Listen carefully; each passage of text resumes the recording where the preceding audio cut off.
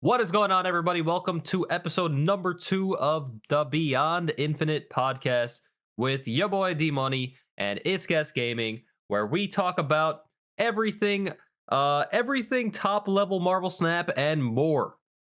Welcome to another episode. Happy to be back. We had such an amazing response on the first one that Yeah. we just figured I guess we have to do a second episode. Yeah, it's inevitable. It's inevitable. I mean, lots of great feedback off of the first one, and we appreciate all of the comments, whether it was on YouTube, Apple, Spotify. Greatly appreciate it as we continue this journey and, well, beyond.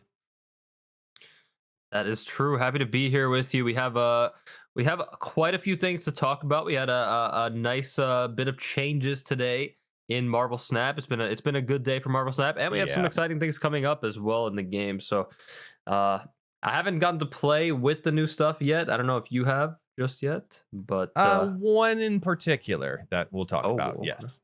One in particular. All right. Well, do you just want to get into the OTA here? I think it's fair for us to go into the OTA. I mean, everyone's listening because they want to hear our thoughts on the big news, to say the least. It's what I put as the feature. Everybody put as the feature. It's just straight up that Blob was backhanded, kind of, sort of. Like this new effect. First off, I'm glad he's a 6/0. I think that was inevitable. But now his ceiling ability of once it hits 15, it stops eating cards. I love that this was a surprise. It was a very refreshing surprise for me because we didn't expect a full mechanic change, but we knew that something had to happen. And it was very heavily alluded that something is going to happen by the devs. So I'm happy that this is at least what they've been able to roll out so that there are some numbers and dials they can adjust for the future. I think that Blob's change overall is a very good thing. I just personally don't think it's enough. Oh, really? Yeah, I Okay. don't I don't think it's enough. I think it does two things. It secures it to be in a Thanos deck, almost guaranteed now, because you need it to get up to 15 power for it to have its validation. So it needs to be able to eat as many cards as possible. Because even if you eat just practically stones, one other card in there, you're gonna get to 15 power guaranteed. So for him to get his max ability, you want him there. That's good/bad thing number one. Number two, he's still going to average, 15 to 20 power with pretty much no downside. He's not getting Shadow Kinged because of Kyera in all of the decks that he's in. He's not getting Shang-Chi'd. I don't think it's enough right now. I think eventually we'll see that number go from 15 down to 10. But I like that there is a cap. Yeah, I mean, Shadow King does still seem pretty good, but it's just always like a game with the priority to see if, like, usually they will not give you priority, or usually they'll not take priority themselves, or it's just going to be a guessing game with the Shadow King. So I could see Yeah. there on that, like coming up to the last turn, how it could be awkward with Shadow King there, but yeah, definitely a very welcome change. I mean, compared to the 40 power that he was getting up to before this, and I guess he still could get up to right around that if you high roll, which could be pretty toxic, I guess. Like this change does allow for really big high rolls, not really like Yes. so much low rolls, like because you're like you said, like you're usually always going to get up to the 15 power, especially if you're playing a Thanos deck. Um, so I can see how it could be a feels bad kind of thing there, but overall I'm happy that it should be around like the 20-ish power range, I guess. Yeah. But also it's kind of interesting because like you said, it's going to be eating the stones, probably a decent amount of stones, and then it does thin out your deck so that maybe you're going to draw, like, you will more likely draw the top end of your deck, which could matter if you play Blob before the last turn. Mhm. So a few things with the change. I mean, anything is better than what we had before, I think, but still a very, very strong card by any means. 100%. I think he's still one of the best cards in the game. He might have gone from top 3 to top 10, but he's still a top card in all ways, shapes, and forms. I don't see anything really becoming an issue because Blob was now not going to grow up to 40 power. He's going to still win you lanes. He just won't solo them.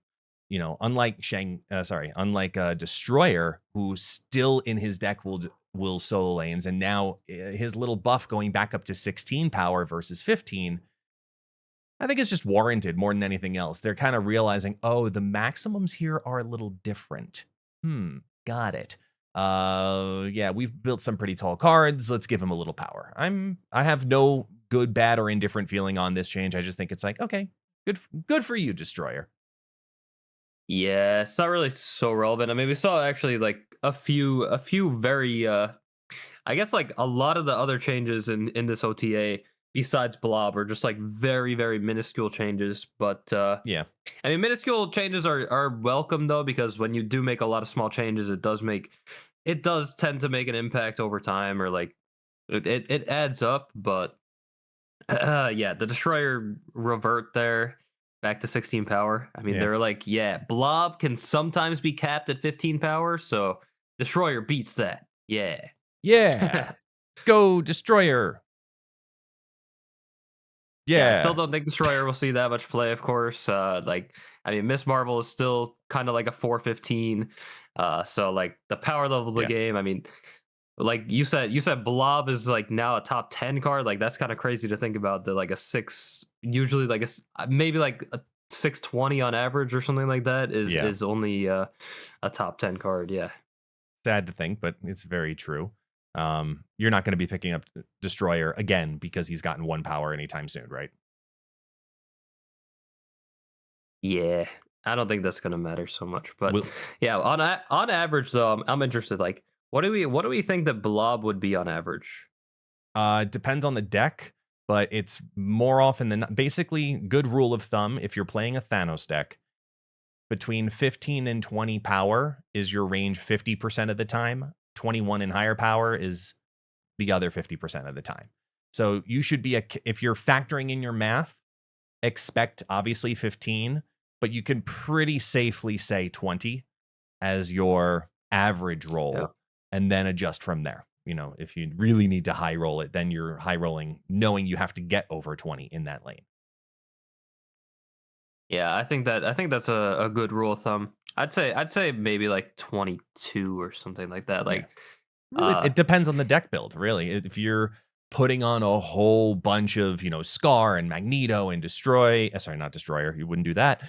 And all of these other cards, yeah, sure. Then you can think you have a better chance at hitting that high roll because it'll hit 14, and then you have a better chance at hitting one of those large cards to go over it.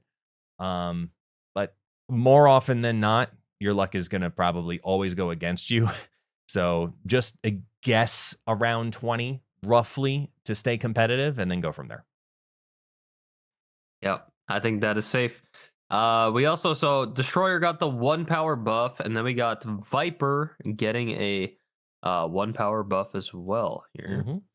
Uh, no comment, I guess. I mean, woohoo! But I know the devs are still hesitant to drop her cost back down.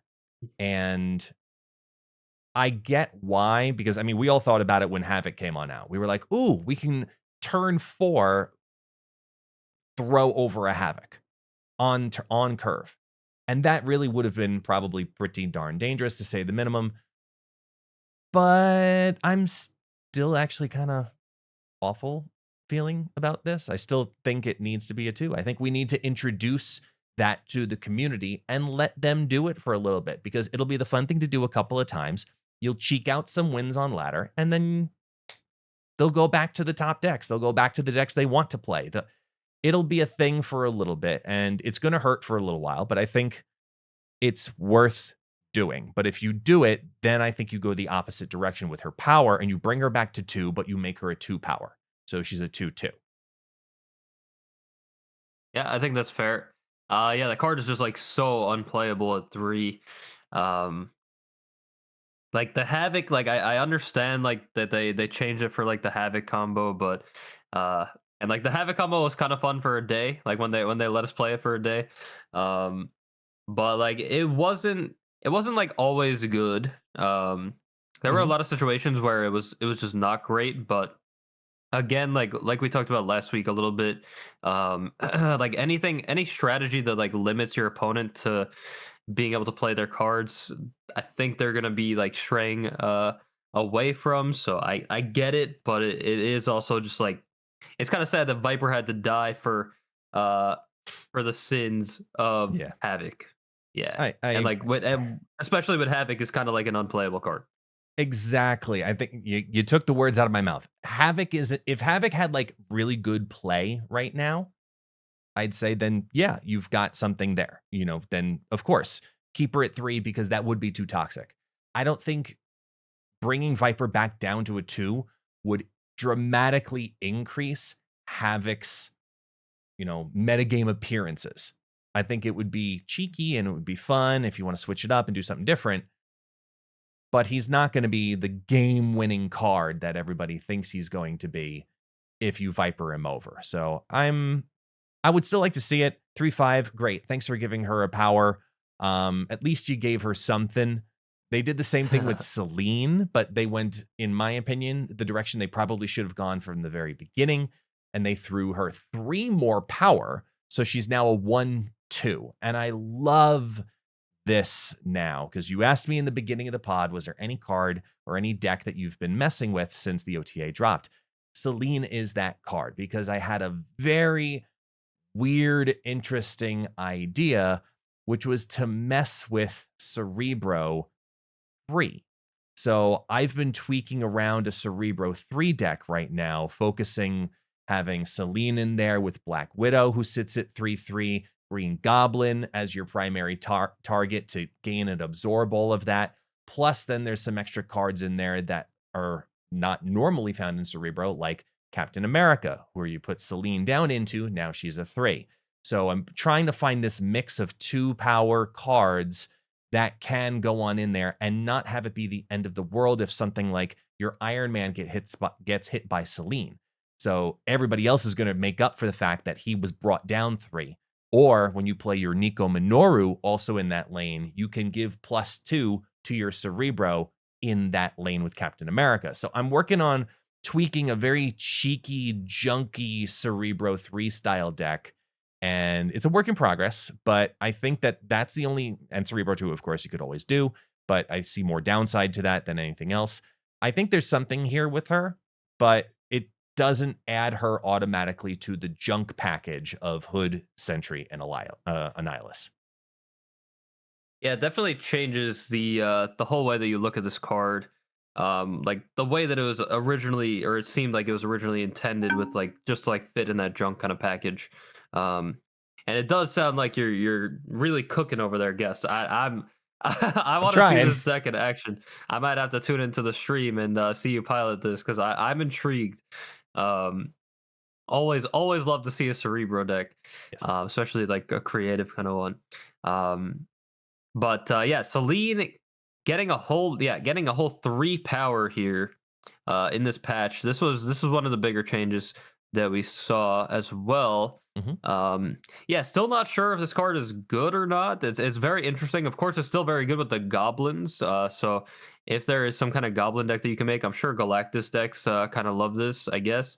Um, Not really, because she's uh, not buffing the lane that Galactus is going to go into.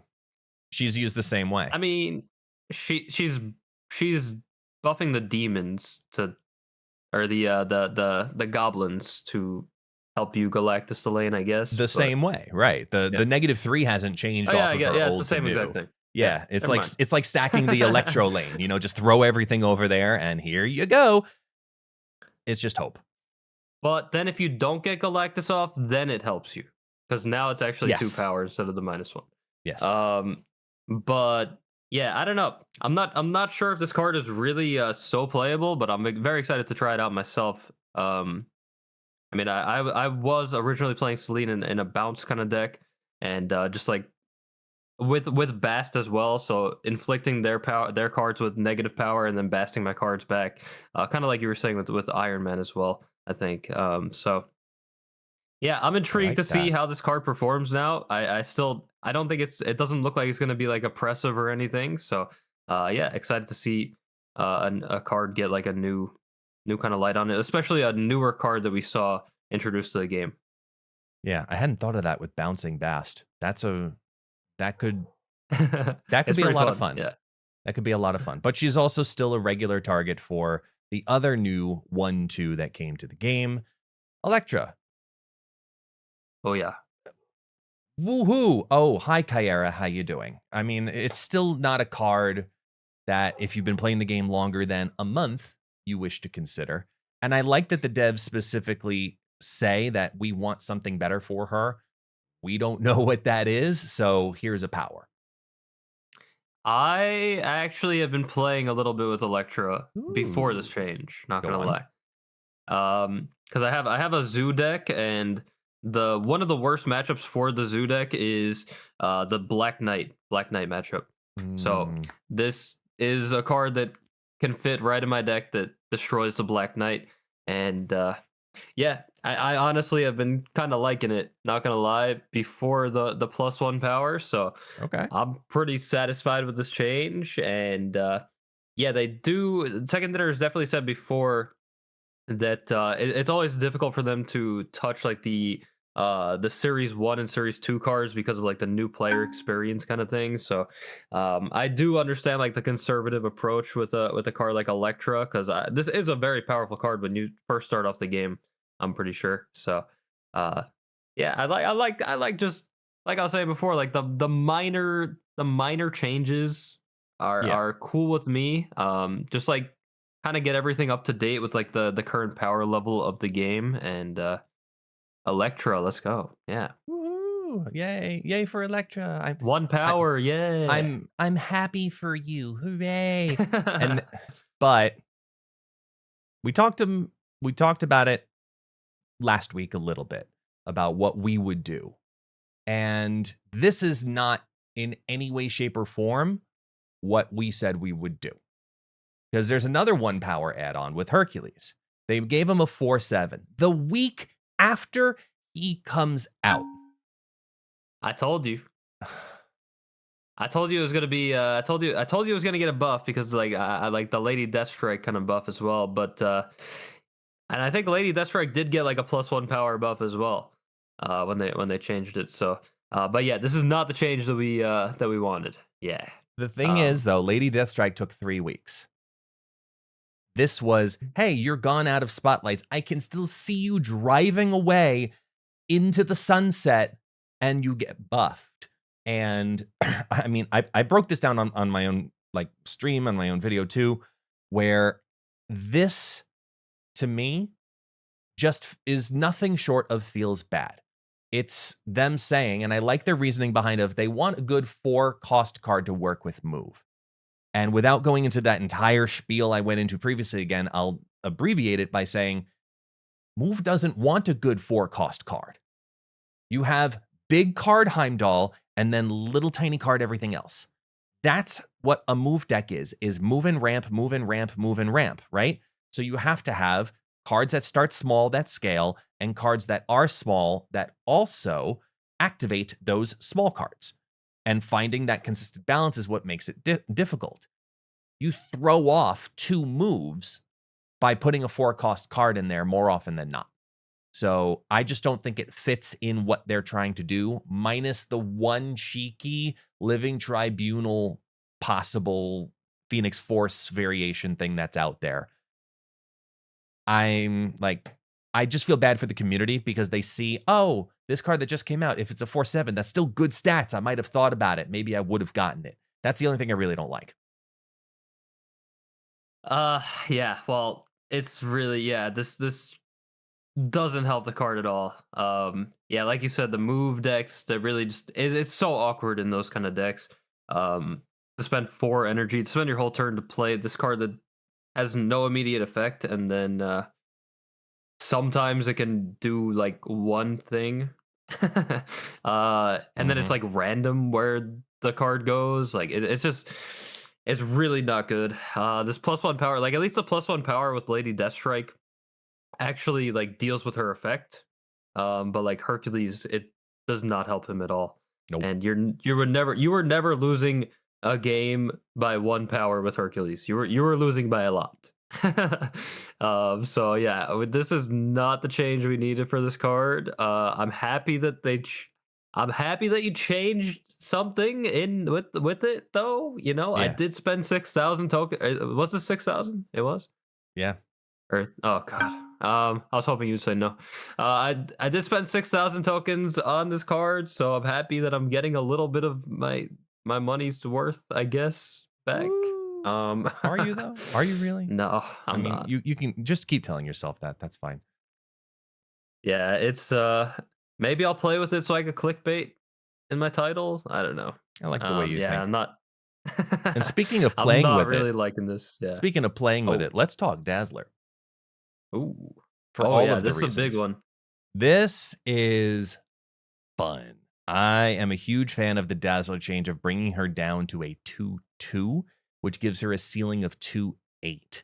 And for what exactly you said a moment ago, Zoo, I think that this becomes a Zoo staple now at this point because she's almost guaranteed to be a 2/8 in a Zoo deck, and it fits on curve, which is so important. So I am a huge fan of this in particular, whether it be with, some kind of Cerebro 2 variation that doesn't fill because you just do brood and then leave it alone, or whether you do a ongoing spectrum deck that fills only 2 lanes, you're still getting that other +2. Like, this is really now a good card that is probably the one most worth testing, in my opinion. Yeah, I agree. Dazzler, I already had run Dazzler in my zoo deck before, but I did cut her for Kiara when Kiara came out. But like, I didn't cut Dazzler because it felt bad. It was just I thought it was like one of the worst cards in the deck. But I still thought like it was solid whenever I played it. Like it's a 3/8, and then it gets the buff from Blue Marvel, of course. Um, yeah, a two actually makes a big difference because you could it just opens up a lot of possibilities with your like final turns. Of course the early game curve and the final turns is a zoo deck when you just want to drop like a bunch of cards, like maybe like Shauna Mhm. and Dazzler, and then now you could drop a one drop as well. Or you could drop Dazzler plus Kazar on the last turn or something like that. Like it just Mhm. that one like one energy compared to one power is a really big difference. Like Yeah. it really opens up a lot of possibilities. And yeah, a 2/8 sounds pretty good to me. I think there's Not gonna lie. also a great piece here with Hit Monkey simultaneously for her. I think that there's a big potential play at the end of, like, imagine your mega drop style plays that fill all the lanes with your Mysterio and Bishop and Hit Monkey, and I mean, coming up, who we'll talk about a little bit in a little bit, Grandmaster. And I think that she now has something very strong there because she's going to be wildly used in the earlier game. As soon as they unlock Dazzler, you're going to see people wanting to use Dazzler because it's still relatively fresh from the Patriots, zoos of the eras. And then as you evolve and unlock more and more and more of the, what do you call it? The Series 4, Series 5 cards, then you kind of move away a little bit. I think that she actually could be competitive now in, the upper echelons, but you're going to have to test that more than I am. I'm still at like 16K and you're at like 16, so there's a big difference between where we play. Yeah, I mean either way though, yeah, this card does seem strong. And like with a card like this, I feel like you have to think about like what is like the power threshold that like makes this card good. Like if this card is a 2/6, like is that good enough for me? And like yes, like Hmm. that sounds pretty solid. So like you don't even have to fill up every single lane. I think once you hit the 2/6, like you're getting very solid value off of this card. And I mean if you're running a zoo deck, like that's very easy to do as long as there's no Killmonger. But now you have Kiara, so I need to like Hmm. my worst like the thing that I like the least about this change is that I need to find like room for her in my deck again. Like Yeah. I need to cut something because this card is solid right now. Like I Start really from the need to very add this beginning. back into my Start from deck. start from the scratch. Just rebuild. Throw her first. Throw your key cards Yeah. in and then build. Just Nah, just start put her again. in the deck and then autofill with the thing and There's have them no make the data deck. Yeah. yet. No, don't do that. Yeah, it's Don't gonna do be that. awful. They, Yeah, so Dazzler, one of the bigger changes here, and then also a pretty interesting change. We have Dagger going from a 2/2 to a 2/0, but then the ability gets +3 power for each enemy card there when it moves to the location instead of the +2 power. So it gets an extra power for each enemy card there. Uh, it's seems good. I mean, move decks are definitely struggling. Hercules is not even fitting into them. yep. So this is a little buff to the whole package there. Shadow King is very prevalent. Shang-Chi is very prevalent. Still might be hard to run a card like this, but that extra power does add up. Does it add up enough? I don't know. I think it does. I honestly Yeah. do. I think that typically, if you're playing Dagger in your deck, you're always looking to move her twice. Dagger's not a drop it down on 5, Heimdall on 6. Oh, yay, you got her to 2/6. Congratulations. That's not why you play Dagger. You play Dagger for the idea of getting her to hit a boatload multiple times. Like, she's now even in consideration in Phoenix Force decks again, because she could be the replacement for the Human Torch. Because you had a little bit of movement that could happen and then destroy and then bring it back. And sure, it would give +2, +2, +2. Now, if it's giving +3, +3, are you kidding me? Like, we know Second Dinner does not like +3s. I mean, they nerfed the hell out of Silver Surfer for that reason. So, Elsa. Elsa, same thing. Exactly. They don't like +3s. So for them to say, move needs this much help that we're willing to do this and give her +3s, they may regret that decision later on. It's possible, yeah. Especially as we get more move cards added to the game. Um, Mhm.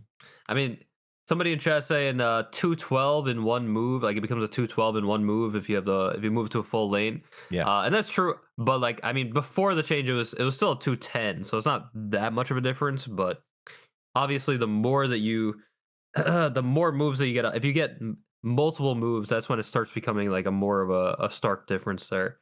Um, And then imagine bouncing it. that is true. That There is is going true. to Yeah, be bounce move deck, yeah. a move bounce hybrid deck that comes back again because of just her +3s alone. She can she could probably scale up into the high teens, in my opinion. She could probably do that. Overall, I feel like Dagger is just a really high ceiling card now more than anything else. I think that she's going to open up move again because people are going to reinvestigate the idea of how big can we get these extra move pieces. I think she's something that we need. We need some shakeup. We need a new deck archetype to come in, not just keep buffing the same base ones over and over and over again. Um, I want to give buffs to a couple of decks that way. So we talked about it earlier in like privately before stream of, what do you want in the OTA? And it kind of led to us just saying, well, let's just, talk about it a bit. There are two things that I want in future OTAs, and one of them seems very, very weird, and the other one kind of makes sense in my opinion. And the first one I'll say is Quicksilver. I want Quicksilver to get a little bit of a buff. I think Quicksilver deserves to be buffed at this point. I think that he deserves to get a 1/3 because it ruins your draws later on. So that's a part of it for me. I think Quicksilver deserves that extra little bit of a piece to get him to 1/3. What do you think about that? Yeah, I'm down for Quicksilver getting some love. It does come down to it is a series 1 card, so it's a starter card, so they're gonna have to be a little more careful with it, but I mean there's not much more you could do with the card besides like reworking it. So I'm down with Quicksilver getting a buff. I do like Quicksilver and Domino like actually being cards that you can consider putting in your deck at some point. Mhm. That could be pretty cool. Yeah. I would be a fan of that. But I have a really cheeky one that's technically a nerf, but is actually a buff. And Okay. it's Sarah. I think Sarah should be a 5/3. Here's why. I think we need to give Cerebro 3 the last piece it needs to decide if it's going to be a competitive deck. Because if we can have Sarah be such a critical piece in Silver Surfer decks, which rely on a 3-cost card to be the winning condition, I think that it very much so could be the piece that also brings Cerebro 3 over the top competitively, because you're dropping a 3 power card to give that extra card out into the lane later on. So the way I guess I feel about Sarah in general is you're not playing Sarah because you want 4 power. You're playing her for everything else. So I don't think her loss of 1 power would be felt by the community at large. I think it would be felt in a positive way, because now you'd be able to look at C3 again and go, okay, do I want my Iron Man? Do I want my Sarah? Do I want my Valk? Do I want my Hobgoblin? You can really now look at that balance and say, this is worth it to me. I mean, maybe Cerebro 3 is a reason that they didn't do that already, that they didn't make Sarah a 5/3 already. I feel like they definitely do consider Cerebro in every like they consider Cerebro, Silver Surfer, Zabu, and like every aspect, like Mr. Negative in every aspect of the balance, I'm sure. Um and maybe Sarah, I don't know, that might be too strong, honestly, if it's in Cerebro 3 like that. It's that would take it to a whole nother level for sure. Yeah. And it's a little scary to think about. I do like Cerebro decks, but I don't know, man. What about you? That is a massive change there. What about you? What would you do? What changes do I want to see Yeah. come up? Uh, I wanted to see Black Knight get changed. The Uh-oh. the blade that you get from Black Knight, I think is too strong now. I think that they have to remove one of the I think they have to remove one aspect of the blade that you get, because currently the card is ongoing. It has ongoing.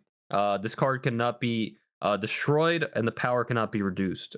And I feel like one of those has to go. I feel like it's either the power can't be reduced by Shadow King or whatever, or it can't be destroyed by like Shang-Chi. Because it's just Mhm. like I have to silence the card and then I can deal with it potentially. Like it's I have to use 2 cards for one, and it's very easy to get Black Knight value. And like especially with like Sarah, now people can get it on the last like if you have Sarah and Zabu down, then you could do the whole entire Black Knight combo just from your hand, and it's like very uninteractive. So I feel like the card is just too strong right now, and I go against it a lot, which doesn't help. But yeah, having to Mhm. use 2 cards to take to get rid of 1 card, and if I don't get rid of it, it's just like a 420 on the board. It seems a little ridiculous to me. How would you change the blade though? Because the way I guess the way I kind of look at it is when we had no conditions on it, we were kind of like, well, this is absolute nothing because it could Yeah. be both. Do you think restricting it to literally having 1 card counter condition is enough to make it no longer a threat? Or does it lie in a similar, maybe adjustment similar to Blob where there's a cap? Yeah, I mean the problem is like then if you change it so that it can't be destroyed but it can only be reduced, then Shadow King maybe becomes like too strong of an answer. Like it's just like and then everybody's running Shadow King in like every deck, and I don't think that's what they want. So um yeah, I don't really know, but like I just feel like having both of those conditions, like it just makes it makes it feel like it's kind of like immune to everything. Like it's just really really strong, and yeah, it's just really Hmm. consistent too. Like it's so easy to target which discard you want, especially with Blade being the way that he is right now, and uh, depending on how you like manage your hand. Like at least like in like the top level players, like it seems like it's very consistent that they're going to have at least a 412 that cannot be destroyed or reduced, and then they Yeah. get, of course, another 412 or like a 415 because of Ghost Rider bringing it back. So Uh, it's like Maybe too easy to that's get. maybe that's the fix though. Maybe it lies in the ability of its being discarded, that it cannot be revived in some way, shape, or form. Maybe it's Yeah, just maybe. Yeah, leave the ebony blade alone. Sure, you're going to play down a big ebony blade, yes, but at least if you remove the Ghost Rider interaction, maybe that prevents that 20 from being two 20s and it only costs you, you know, 3 mana, 5 mana, whatever it is in total to make it happen. So, I mean, I took Black Knight to Infinite. I understand. It's a very good deck. It's a how very, dare very you? good. Hey, it worked. Okay. I'm not up where you are. How do you think I'm going to get there? Things like this. Yeah, So yeah. it's something. Okay. Let me have this. It's something. I But think that's an interesting idea though. Maybe you can make it so like uh if you do discard that card, it goes to the ebony blade, but it doesn't like go into your graveyard pool of cards yeah, that you've like discarded or something like that. or it becomes a double interaction, which would be very interesting because it would open up the flexibility of the card where it's after you discard a card, destroy it and add the ebony blade to your hand. Because then you're looking at a potential null interaction, which then opens it up for other combo decks, which then limits your turn 6 options because it's just one card to drop on down, but it costs 6 to do it, to get its power a second time back out there. There's a couple of ways they could do it, but I agree that Black Knight probably is going to need a dial adjusted on him. I don't think it's making him a 1-0. Let me make that very Yeah. clear. I Don't don't do think that. it's Don't do making him a that. 1-0. I think it relies in the Ebony Blade or the mechanic of that card not being able to come back from the discard graveyard. Totally agree. Yeah. And I guess the other change that I wanted to see was Loki. And I know Loki has already been changed a couple times, but I still don't like it. I still really don't like losing to my own cards like so easily, and like having to make every deck around like my Hmm. opponent potentially playing Loki against me and then using my own deck against me is But pretty lame still. but It's just yeah, but have you seen his stats? Like that he's doesn't matter. not winning. He's Oh, not that winning, doesn't matter. and people aren't playing him. That doesn't matter. It I'm sorry. tremendously matters. Like less than 5% of the population is playing Loki, and it's almost a 50-50. The there's been a lot of talk about stats, especially before the Loki change, the recent one, Yes. and how the stats were not even like that great. But I take stats with such a big grain of salt because it's just like there's a no offense to anybody out there, but there's a lot of bad players out there that play with a lot of cards. Yes. And Loki, especially like a card like Loki that was a battle pass card, like a lot of people are going to have that card. And they're going to be that Loki is actually like a skill testing card to a degree Yeah. because you get a lot of you just get like a whole new hand out of nowhere that you have to like adjust your whole entire game plan to, and maybe you're playing with cards that you haven't really played with in general, so it's like very new to you. Like you have to be a very experienced player and like be familiar with like all the cards to be successful with Loki, and you have to be able to adapt to Yeah. these new situations and stuff like that, and like know your opponent's deck and like what like the meta is about and blah blah blah. So like you have a lot of players that are not really ready to play this kind of deck, I would say, that are playing the deck, that are playing the card and bringing the win rate down. And for that reason, like especially with a card like Loki, I cannot go by stats like at all. Like it's just like Okay. So yeah, I'm going to counter you though, because those same pools of people existed when Loki was doing well. Those same pools of people were playing the deck and still doing well. The difference is people just yeah, stopped playing the deck who were playing it well. So those who you're going up against in your upper echelons, yes, they know how to play the deck. But overall, I don't see that necessarily being the issue. But I do have substitution suggestion idea for you. This was an old version of what I thought they should have done with Loki. I don't know what the cost and power would be, but I like the idea of the transforming the hand to a degree, but with knowledge for your opponent. So even if you left them at 4-5 or 3-5 or whatever it is, what if your hand just transforms into your opponent's opening hand? Because then you have the knowledge of what did they put down on the board early on. Chances are they already have this, or what did I actually draw? This is what they're holding. Kind of like what Mindscape does, where you know exactly, obviously, what your opponent's holding because you literally just gave it to them. You now have to remember that from a couple of turns ago. Oh, did I have that when I drew it in the beginning, or was it turn 2? I don't know. That's I can't the mind I can't even remember the card that I hit with Spider-Ham like 2 seconds later. Guess. Valid. How am I supposed to remember? How am I supposed to remember my starting Valid. hand? Very carefully. Very, very carefully. But I think it does, I think that's an interesting. It does two things though. It does two things. I'm sorry. It does two things. It's number one, giving some agency back to the opponent. And number two, it's also limiting the size of the hand. So you're not high rolling everything. It's just straight up, what did you have? And that's it. Yeah, I mean, I think that's a way bigger hit to the card than I even was looking to do. Like that's, I think that would actually like that would pretty much destroy it. I think. You think? Wow.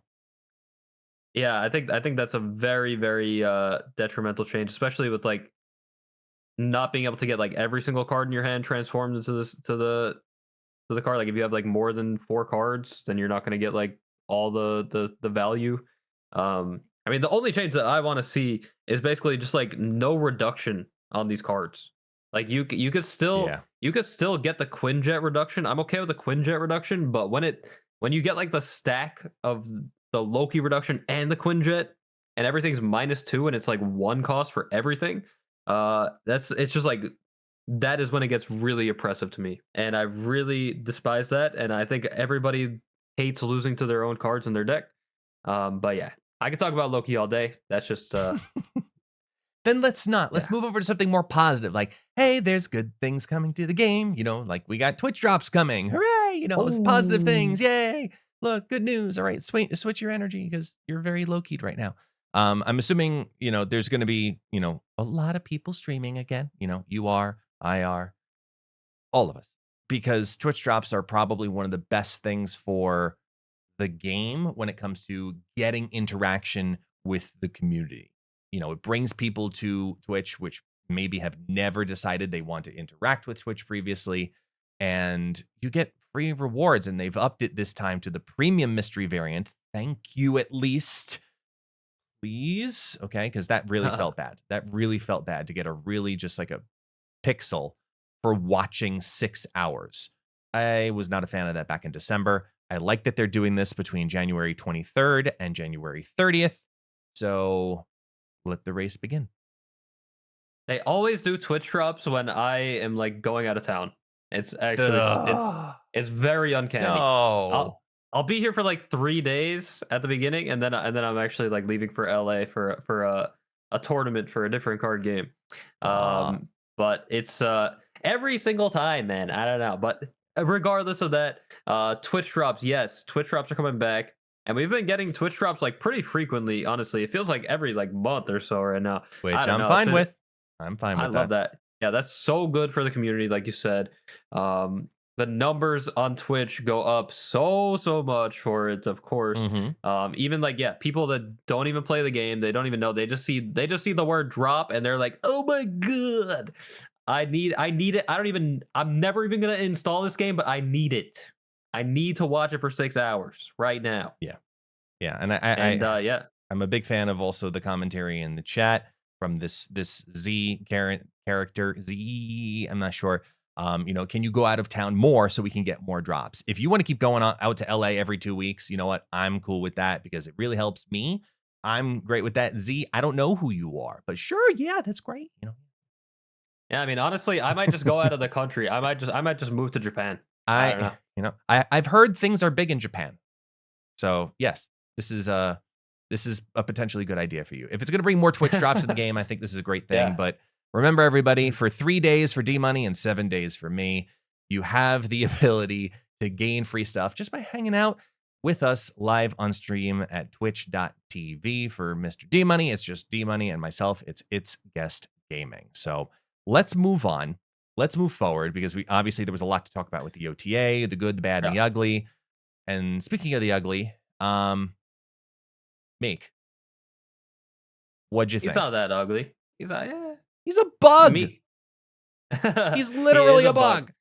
Yeah, I hate bugs, but like his animation is so cute. I don't know. I kind of love it.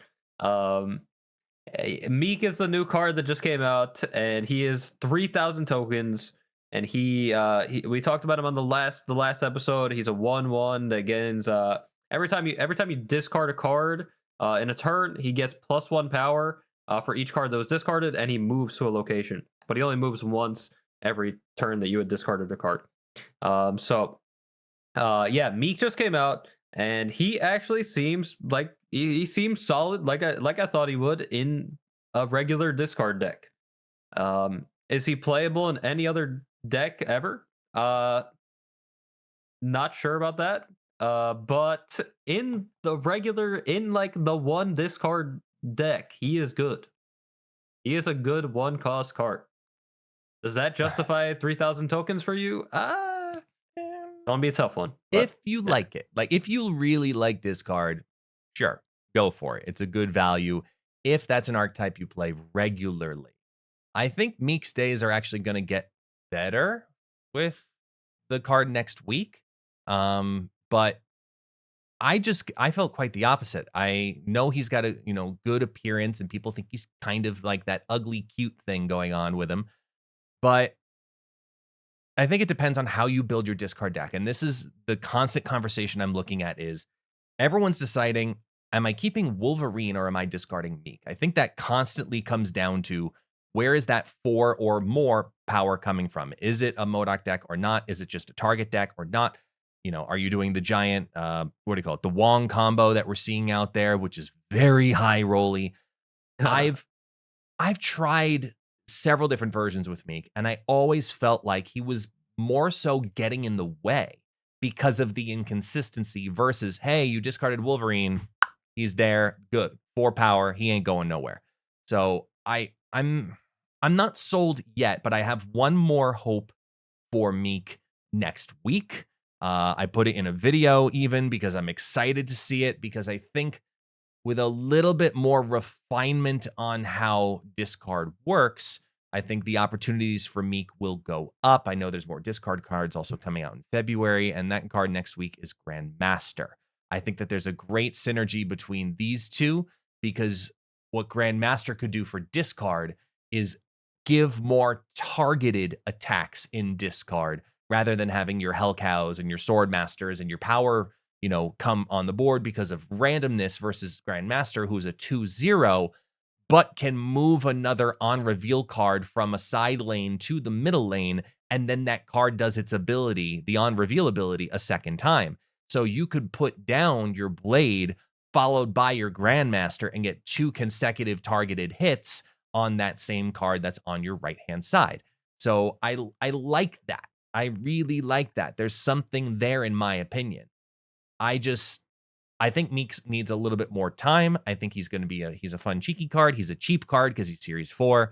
But I think Grandmaster's the card that everyone's more excited for, because he could potentially be game-changing.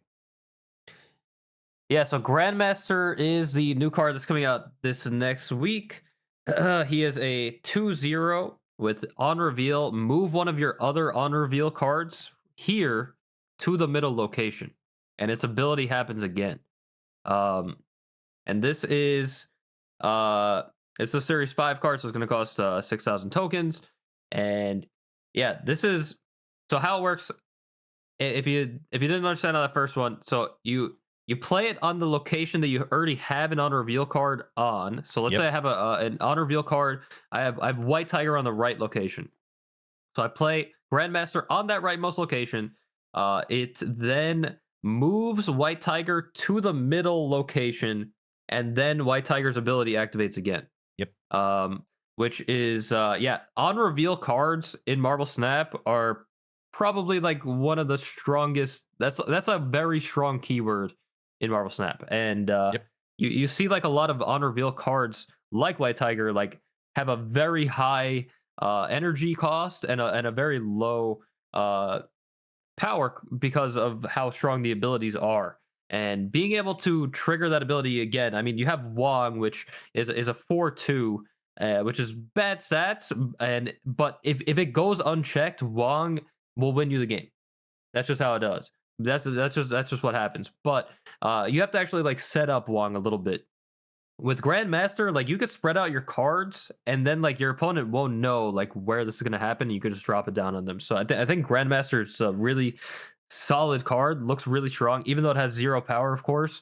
Um, yeah, the ability to trigger on reveal cards again and give yourself like the flexibility of not having to play it on a specific lane, like being able to play it on different lanes, is pretty cool. Yeah, I think Yeah. it's very strong. I I spent a good 4 hours this morning theory crafting with Grandmaster for my video. Damn, 4 hours. Yeah, literally, because I kept finding different possibilities of what I could do with Grandmaster. Like I wait, I'll put it on in the YouTube video side of things, but I had a magical total of 9 different decks altogether regarding Grandmaster. I mean, it's all I screwed up everything, but we'll just go off and off there.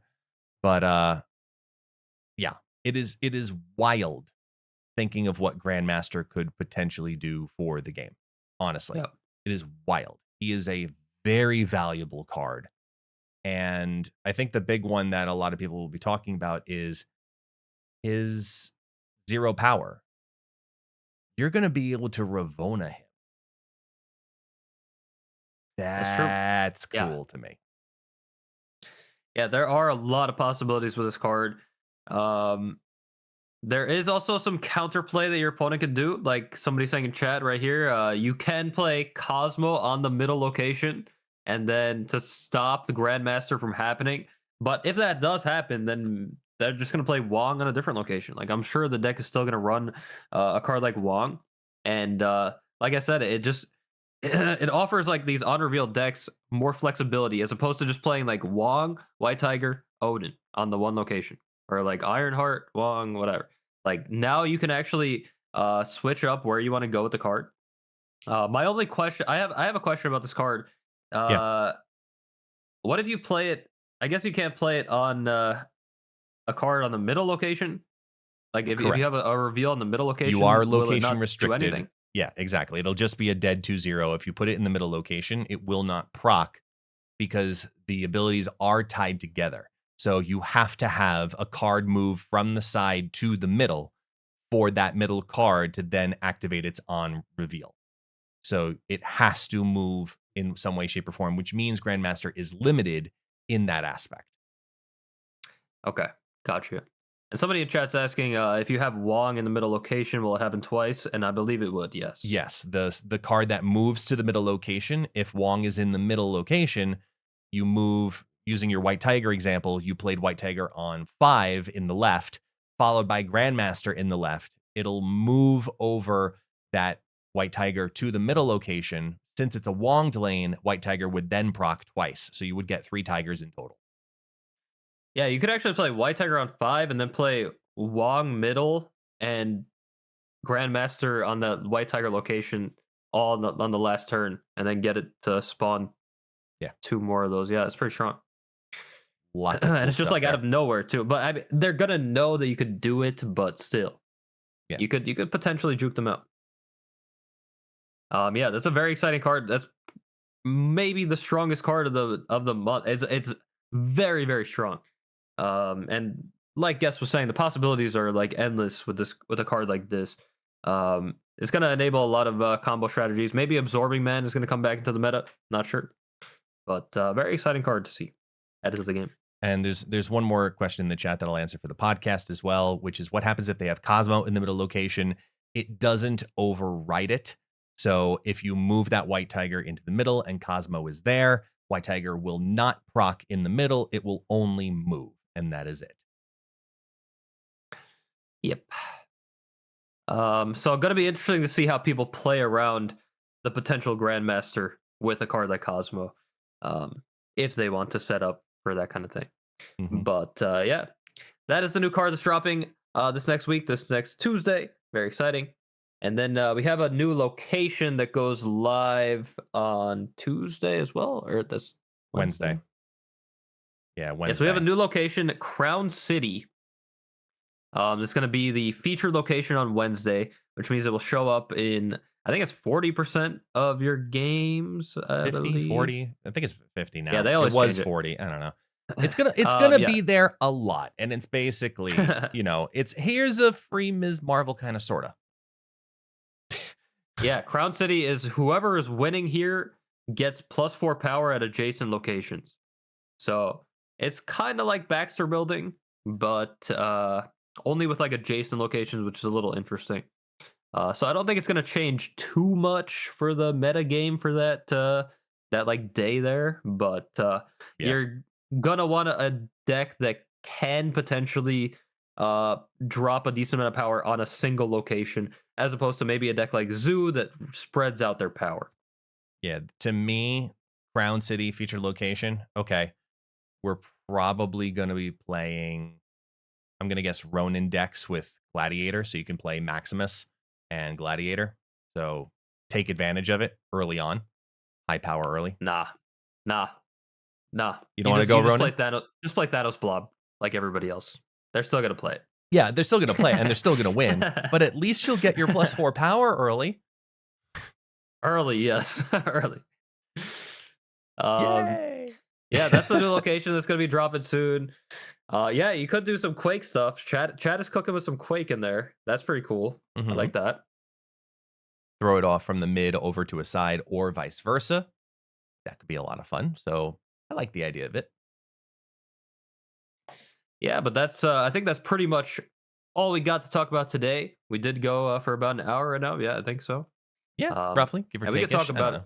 yeah. I mean, we could have talked about these things for longer. Like the OTA was just really exciting, and just like future OTAs are also exciting to think about. It's a great time. I mean, with one card coming out every single week in Marvel Snap, along with an update, usually, the game is always changing, and that's what makes a podcast like really exciting to do and put on for you guys. And I'm hoping that to listen to as well, because there's always something new happening in the Marvel Snap universe, and now we have like we have an additional card dropping like every single month. I think Yeah, now this might be the precedent 100%. with the battle pass. So extra card on top of the abundance of cards that we were already getting added to the game. I'm very happy with this. Yeah. I'll give you one final iteration that we have had confirmed is supposed to happen, and I'm curious what the theory crafters will do with this. So this will what I'll salute out on. You want an interesting thing and you miss old Blob? That's fine. Just play Wong. Let it happen. Uh, yeah, that's Mhm. true. It is. We've had it confirmed. It does work. You will then get 15 and then another 15. So you need that semi-solo lane? Go for it. Have fun. Be free. But it's not necessary. So, Mr. D Money, do you have anything else that you'd like to wrap up with for today's podcast?